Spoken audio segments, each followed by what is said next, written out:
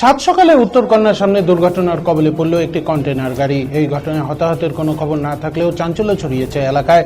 জানা গিয়েছে, কন্টেনার গাড়িটি গুজরাট থেকে গুয়াহাটির উদ্দেশ্যে যাচ্ছিল। সেই সময় সকাল 6টা নাগাদ হঠাৎই গাড়ির সামনে একটি স্কুটি এসে যাওয়ায় সেই স্কুটি থেকে বাঁচাতে গিয়ে গাড়িটি উল্টে যায়। খবর পেয়ে ঘটনাস্থলে এসে পৌঁছে শিলিগুড়ি মেট্রোপলিটন পুলিশের নিউ জলপাইগুড়ি থানার পুলিশ।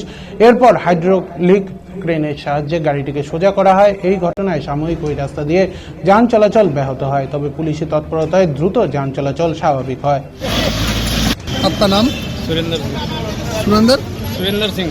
अच्छा, आप क्या करते थे? गाड़ी गाड़ी चलाते। अच्छा, कैसे हुआ ये दुर्घटना? तो सुबह सुबह